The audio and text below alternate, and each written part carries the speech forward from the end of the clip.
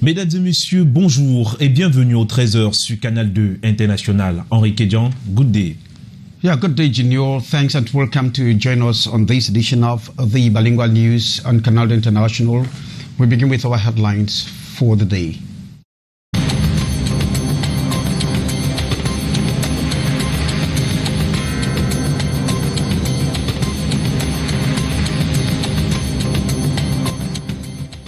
Orders audit of COVID-19 phones and bring to book culprits found guilty of smuggling COVID-19 phones destined to save Cameroonians. Incompréhension, interrogation et même des inquiétudes après une décision du gouverneur de la région de l'Ouest portant suspension d'organisation des funérailles pour une durée de 2 mois dans la région. De nombreux citoyens se demandent également comment tenir le pari de l'organisation des obsèques avec 50 personnes. La mesure suscite des débats à Bafoussam. On en parle dans ce 13h. And the United Nations has condemned attacks on its convoy in Ikata southwest region of Cameroon by non-state armed groups. The humanitarian coordinator, Matthias Knapp, has called on parties to abide by the international humanitarian laws. Those were our top stories. The news is just right ahead.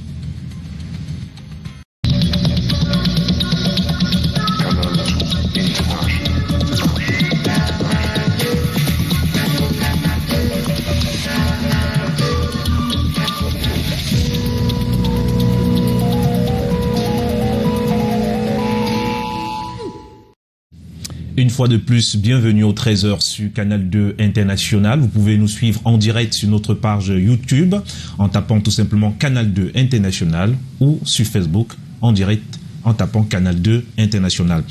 Et dans ce journal, en ouverture, on s'intéresse à la décision du secrétaire général à la présidence de la République, Ferdinand Ngongo. C'est avec vous, Henri Kédian. Yes, on instructions of President Paul Biya, he has ordered the audit of the COVID-19 phones, and in a correspondence addressed to the Minister of Justice, keeper of the seal by the Secretary General at the Presidency of the Republic, Ferdinand Ngongo, the audit has been ordered by President Paul Biya to probe and punish those involved in any act of financial graft. We'll be bringing you developments subsequently. 37 years after the coup planned, or the failed coup that was planned by Republican guards to topple President Biya's government, experts are now reading between the lines. And since then, how has the April 6 coup d'etat or failed coup changed the course of history? That is how Regina Leke looks at it now in this report.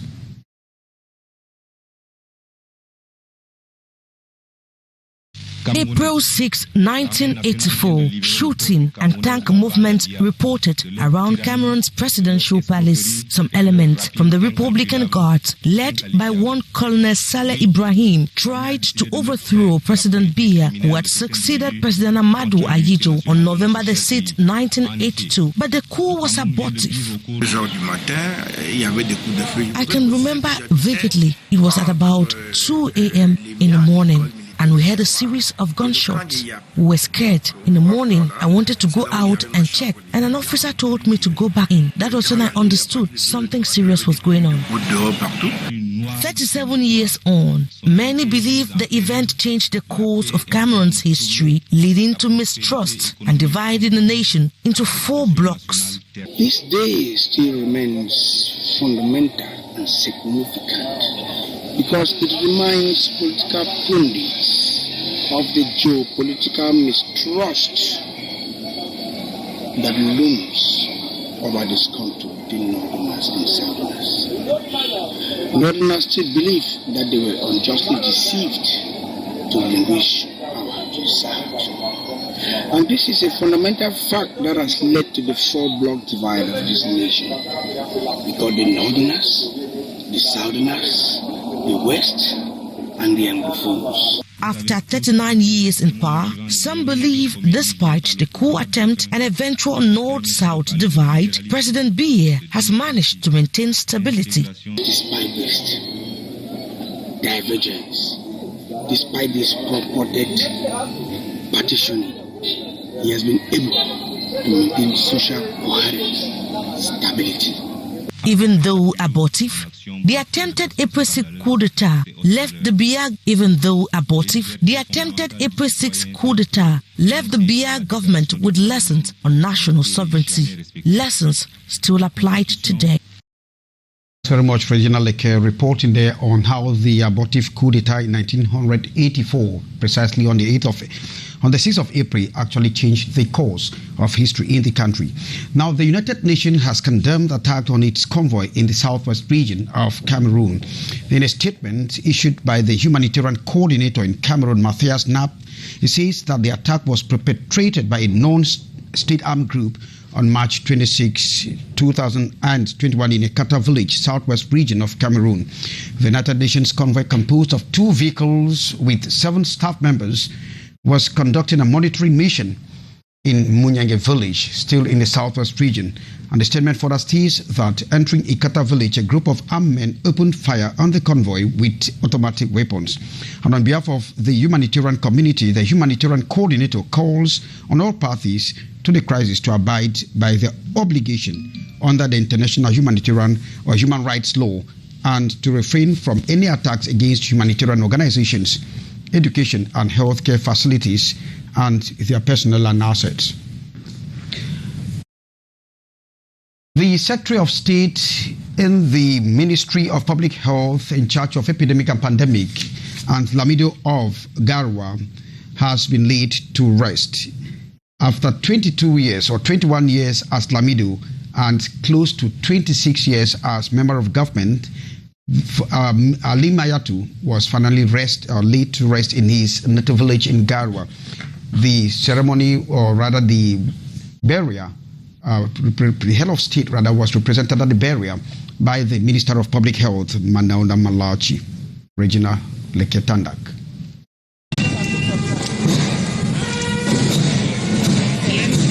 The mortal remains of the Lamido of Garwa, His Majesty Alim Garga Hayatu, touches down at the Garwa International Airport this April 6, 2021. The late Secretary of State to the Minister of Public Health in charge of pandemics and epidemics, who goes to join his ancestors, died on April 5, 2021 after suffering from a brief illness. His remains arrive his kingdom, where he has been Lamido for 21 years, carefully accompanied as his people washed on. The Minister of Public Health, Dr. Manauda Malachi, special representative of the head of state, President Paul Biya, officially presided at the funeral ceremony at the Garwa International Airport, describing the late man as a fighter. His fellow tribesmen have described him as a man of character.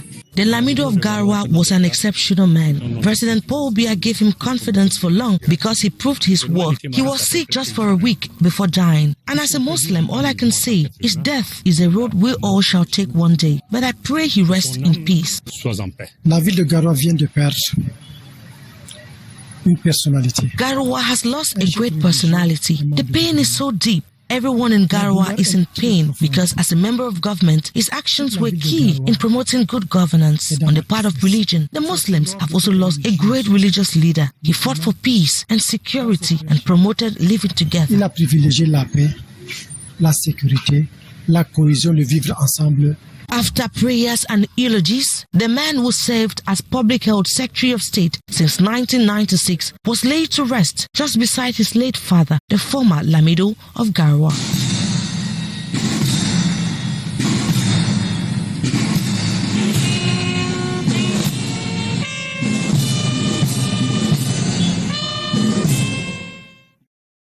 Well, thanks very much, Regina Tandaleke, with that news on the obituary of the former Secretary of State to the Ministry of Public Health in charge of epidemics and pandemic, Alim Ayatu. And Junior Hussein, you see in French that there's bad days rather announced for those who must have PIFA COVID-19 phones. Il faut dire que c'est tout simplement une note d'information Donc, dans une correspondance du secrétaire général de la présidence de la République du Cameroun, adressée au ministre de la Justice, Ferdinand Gongo, invite justement sous les hautes directives du chef de l'État du Cameroun, le ministre d'État, ministre de la Justice, garde des Sceaux, à ouvrir une enquête judiciaire contre les auteurs, co-auteurs et complices des cas de malversation financière autour des fonds affectés à la lutte contre le coronavirus. La correspondance est signée le 6 avril 2021 par Ferdinand Gongo, ministre d'État, secrétaire général à la présidence de la République. Nous y reviendrons. Rendons-nous à Bafoussam. Mouvement d'humeur chez les releveurs d'Eneo de Bafoussam à l'ouest du Cameroun. Après plusieurs échecs de négociation avec l'employeur, le collectif des releveurs désemparés, prêts à tout détruire, trouve finalement une piste de solution chez le gouverneur de la région. Walter Bertrand nous en dit plus. Rebelote. Des ex-agents de police campus ressortent les pancartes. Une grande partie parmi les 96 qui se sont retrouvés à la rue après une déflation dans les rangs de l'unité de sécurité parapolice du campus de l'université de Soa. On aimerait donc savoir si effectivement nous faisons partie encore des éléments de la police campus. On nous réintègre au travail, on nous donne une condition de vie normale ou alors, comme la loi Souvitain le disait, on se sépare dans de bons termes. On paie tous nos droits. En quête de réinsertion ou de solde de tout compte à coup de mouvement d'humeur sur le campus, de réunions avec le recteur et de demandes infructueuses d'audience avec le ministre de tutelle, ces ex-agents de police campus font monter le ton mardi devant le complexe ministériel numéro 2, abritant le ministère de l'enseignement supérieur. On ne revendique rien si on peut nous reprendre au travail et au moins reverser notre CMPS qui est coupé pendant 10 ans aujourd'hui. Décidés de faire la lumière sur leur sort, ils n'excluent pas un sitting long séjour ici. Si nous ne rencontrons pas monsieur le ministre, nous allons camper ici. La pluie va tomber sur nous et tous les renforts dont on a dit qu'on va appeler, on va appeler. Nous sommes Camerounais et fiers de l'être. Et nous pensons encore que dans ce pays reste et demeure un état de droit. Et espérons que l'état de droit va primer cette fois-ci. Sitting momentanément suspendu en raison d'une promesse d'audience avec le ministre Jacques Famundongo, qui d'après eux avait déjà prescrit au rectorat la liquidation des droits. Mais pour ces ex-agents, la pression et les charges sociales pressent. Si le ministre peut vraiment apporter du sourire à nos yeux, puisque là nous sommes débordés. On a des familles à nourrir, comme personnellement j'ai une famille, j'ai un enfant qui vient de naître. J'ai fait comment pour vivre avec mon enfant. Un reportage de Rodrigue Tonguet et de Karel Mezatia justement sur les ex-agents de police campusois qui sont donc dans la rue, comme vous l'avez vu tout à l'heure. Et si on reparlait justement de ce mouvement d'humeur chez les releveurs d'Eneo du côté de Bafoussam, c'est à l'ouest du Cameroun. Je vous le disais tantôt, après plusieurs échecs de négociation, ces derniers se sont donc rendus chez le gouverneur de la région de l'ouest, sans doute pour avoir plus de solutions. Walter Bertrand. 5 avril 2021, Bafoussam, les releveurs employés d'Euro-Afrique, service sous-traitant Eneo, sont aux abois.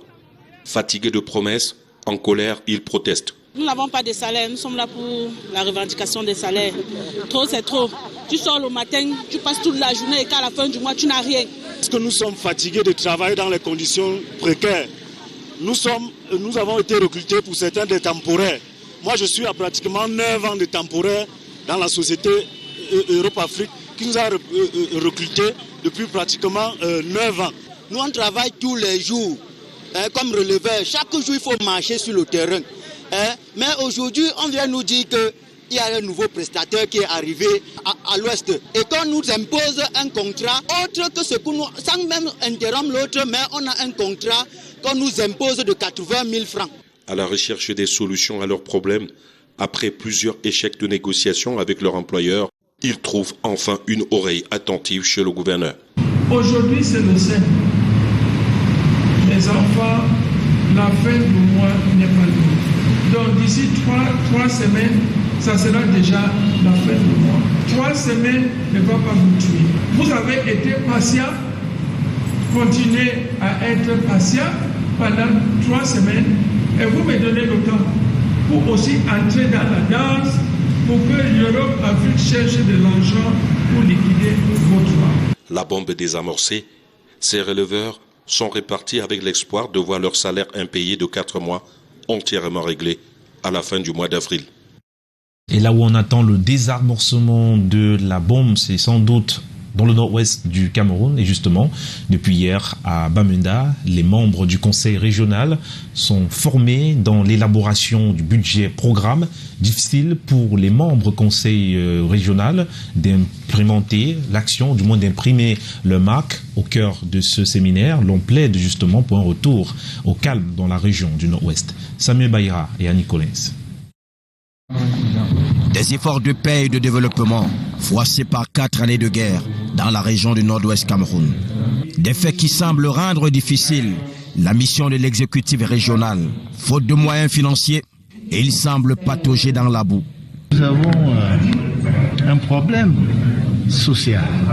Cette crise qui se sévit dans la région, qu'on doit trouver les moyens pour lutter contre cette crise. Donc, ce processus d'apaisement dont nous allons travailler avec les experts pour bien ficeler et les actions et les moyens nécessaires pour mener à bien le programme qu'on avait promis aux populations. Ouvert ce mardi à Bamenda, un séminaire de 2 jours organisé dans l'optique de permettre aux membres du conseil régional d'être capables d'élaborer un budget programme. Nous entrons dans la phase opérationnelle, tant il est vrai que le budget est la traduction en termes concrets des engagements politiques pris. Le gouvernement de la République a pour cela entrepris de préparer les acteurs afin qu'elles s'approprient les moyens techniques, financiers, procéduraux qui vont leur permettre de traduire la volonté exprimée par le chef de l'État. Un socle sur lequel cette instance de la décentralisation pourra reposer afin d'amorcer son décollage. Reparlons avec vous, Henri Kedjan, de ce mouvement d'humeur des ex-police campus de Soie du côté de Yaoundé. And that is in the Yaoundé University too, where 100 ex-campus police of that university are presently on strike over what at the Ministry of Higher Education over what they called unjust sacking and the non-payment of their separation benefits. The irate campus police say the rector has completely refused to give a listening ear to their worries, and that is why they have resorted to meet the Minister of Higher Education. From our Yaoundé Bureau, Hyacinth Chia reports. They are here this morning with their beds, ready to stay as long as possible until Minister Jacques Famdongo addresses their problem. Ex-campus police elements at the University of Yaoundé 2, SWA, fired in 2020, laments that all attempts to make the university authorities reverse their decision or pay them the CMPS dues they have been deducting from their salaries for over 10 years has yielded no fruits. We want him to take us back to work and pay the money he was cutting since 2011. 2 things, either he pay us the money or he take us back to work. The over 116 security agents say they are yet to understand the reason behind their sacking just few days after they were issued new matriculation numbers. Don't know the reason why they put us out 116 persons. They did not give us any reason. That is why make us to come here to ask what is the reason. We do not know our fault that they put us out. Yes, that's our reason that we are coming here. We are reclaiming for our work. The situation, they cry out, has subjected them to untold hardship. And they give our money that they will be getting because the money is not somewhere. They should give us our money. In order we should go and start our life somewhere. Today is 4 months. Our landlord and landladies, they are now putting us pressure. We don't have anything to do. Many of us will have staff until develop gastric. This is the 4th time the disgruntled workers are seeking to meet the minister since January. And only a final solution, they say, will take them off the esplanade of the ministry this time around. Much Hyacinth Chia, we hope they will have a solution to their problem. We'll take you over to Adamawa, that is in the middle belt of Cameroon, where officials of the Trade Ministry have been talking to some traders, trying to coax them not to create contrived scarcity and price hike at this period of Ramadan. D. Maureen now reports. The period of fasting for the Ramadan is also a moment for traders to make bricks business. Muslims generally buy to stock for consumption at home. Unfortunately, the period is also characterized by price speculations affecting both traders and buyers. The regional delegation for trade for the Adamawa region has waged a war against unscrupulous traders. They insist on zero scarcity of goods of basic necessity during the Ramadan period of fasting and prayers. We had as major recommendations to ensure there is zero scarcity of goods, price speculations during the period of Ramadan. We have also stocked enough goods that could take the people for at least 6 months. It's business as usual, and the hustle and bustle is felt at all levels. Traders say they have stocked enough goods, but their major challenge is COVID. There is a slight increment in some particular goods, but there is scarcity of a particular brand of rice cherished by the people. We have particular goods from the east, that is, cocoyams. A meeting that brought together divisional heads of trade held in Gandhari. Focus was on how to address price hikes during the Ramadan period. Teams will be deployed to control and sanction recalcitrant traders. It should be noted, government is conscious about price increment and is seeking ways to make available basic commodities including flour, rice and sugar. Well, thanks, Maureen D. Reporting there on possible price hike this period of Ramadan. Now we take you over to Yaoundé, where House Speaker Kavayege Jibril has saluted the evolution of women in the parliament over the years. He has paid tribute to female MPs, and the Speaker says at the female MPs at the National Assembly who have been exercising since 1960. And in the National Museum in Yaoundé, the illustrations of women since that period till this present legislature was demonstrated. From our Yaoundé Bureau, Hyacinth Chia says that the House Speaker actually unveiled the effigies of these women in a working session. Courtesy visit to the National Museum, a moment to evaluate the evolution of women representation in Parliament since creation in 1960 and the first legislature in 1973. The passage of all female lawmakers visibly established a souvenir here at the National Museum. Women who have spearheaded in female leadership in Cameroon and inspiring many into politics. Amongst them, Songo Esther, Madeleine Twente, Fanny Francois, Emilia Munjoa, Marie-Rose Ngini Efa, Céline Mendoa, and a host of others who have bridged the odds to make their way into the hemicycle. The Secretary General, Gaston Kumba, describes the ladies in images one after another to the understanding of the Speaker and his subordinates. And Kavayege Jibril, who has been in the House since 1973 and has equally piloted the affairs of the National Assembly as Speaker for 29 years, keeps unforgettable memories of these women. Oui, Aïssatou Ladi Sissibou. Je connais toutes ces femmes. It has been a steady increase in the number of female MPs in the lower house of Parliament, from 1% representation in 1960, 4% in 1970, 12.8% in 1992, 31.1% in 2013, and now 33%. Félicitations à toutes les femmes du Cameroun. Oh, thanks very much, Hyacinth Chia. Now, regional and local authorities in the littoral regions will henceforth operate with an innovative financial approach, get towards the efficient execution of the program budget.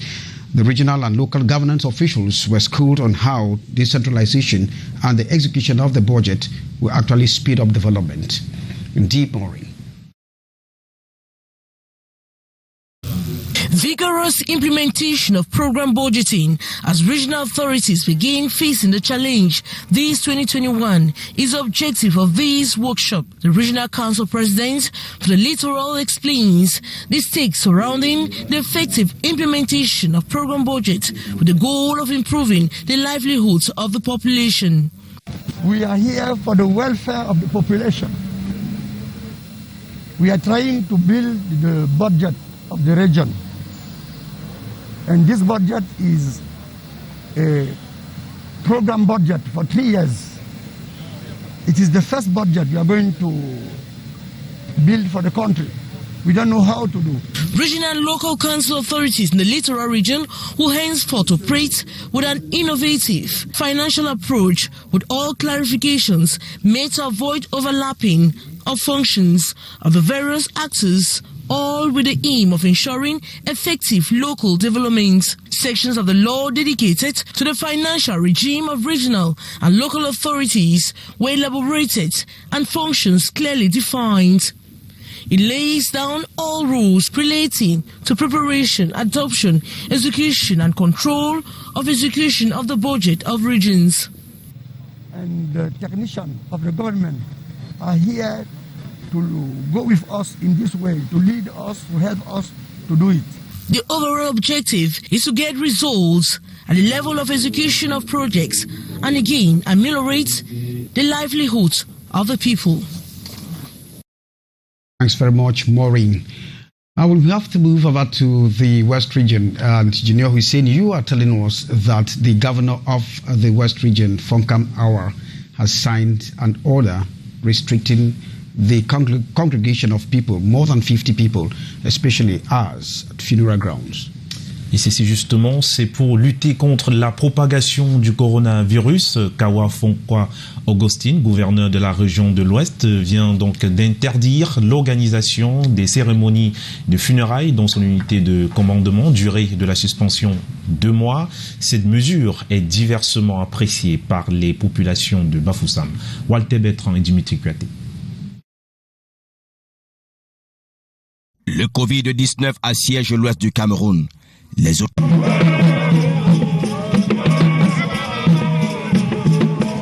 Pendant les 2 prochains mois, il ne sera pas organisé sur l'étendue du territoire de la région de l'Ouest des cérémonies de funérailles.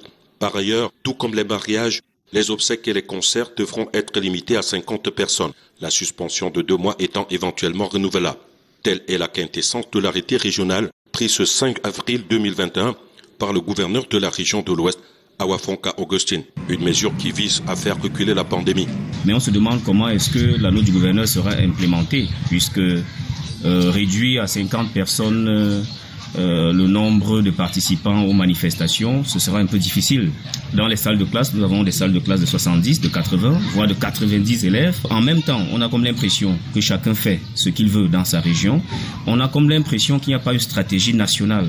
Face à la résurgence de la Covid-19, il y a quelques semaines, toutes les autorités locales étaient descendues dans les différentes localités pour remobiliser et sensibiliser sur le respect des mesures barrières. Néanmoins, très ancré dans la culture de l'Ouest, les funérailles sont un grand moment de culte dédié aux morts, ponctué de danses traditionnelles et patrimoniales. Moi, je pense que le gouverneur a raison parce que lui, il a pensé à un moment qu'il ne fallait pas tuer les gens. S'il a interdit ça par rapport parce qu'il voulait protéger la population de l'Ouest et même le Cameroun en entier. Mais d'autre part, dès qu'il a interdit, nous on voit l'église. Les églises fonctionnent encore normalement parce que ça fait encore un rassemblement, alors que les funérailles, ça a une importance très particulière à l'Ouest. Chaque citoyen, ici, doit choisir la vie et non la mort. Et cette note d'actualité avant de refermer rapidement ce journal, production du vaccin contre le coronavirus au Nigeria. Le pays de Mamadou Buhari annonce avec optimisme les avancées dans les recherches. Préalablement ravitaillé par l'Inde avec le vaccin AstraZeneca, le Nigeria a été victime de suspension des stocks de millions de vaccins qu'il attendait, d'où ce rapide investissement de l'État fédéral pour fabriquer un vaccin local et vacciner 70% de sa population. C'est donc ici que se referme le 13h sur Canal 2 International. Henri Kédian. Yeah, thanks very much, Junior. In fact, that's where we come to the end of this 1 p.m. Bowling News, in which we heard that President Paul Biya has ordered for an audit of the COVID-19 phones and to bring to book culprits found guilty of having smuggled COVID-19 phones. Thanks for making it a day with us. More news and programs will come your way on Canal 2 International.